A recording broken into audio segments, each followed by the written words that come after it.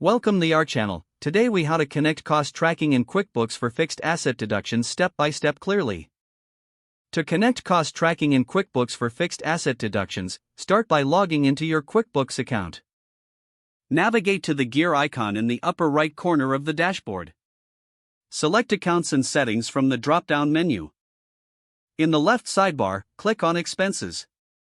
Make sure the Track Expenses and Items by Customer option is enabled. Now, find and select Chart of Accounts from the left sidebar. Click on the New button to create a new account. Choose Fixed Assets from the Account Type drop-down menu. For the detail type, select Other Fixed Asset. Enter a name for your fixed asset account that reflects its purpose. After naming the account, click Save and Close to finalize the creation.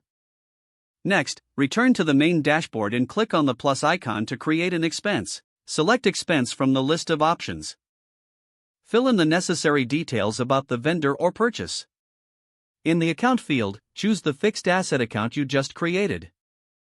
Enter the amount spent in the Amount field.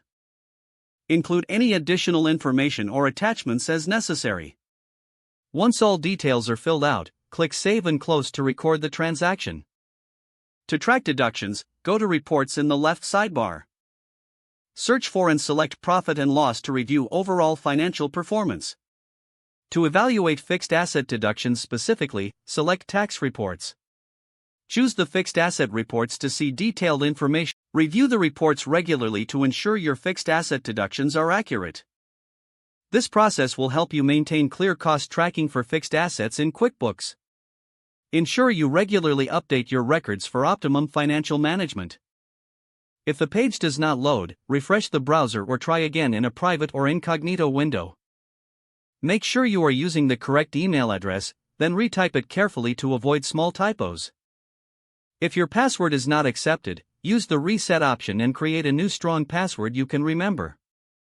Check your spam folder for verification or security emails, then complete any requested confirmation steps. Enable two-factor authentication if available to improve account security and reduce unauthorized access risk. After signing in, review your profile details so your contact information and settings are accurate and current. Don't forget to like this video and subscribe to our channel for more step-by-step tech guides.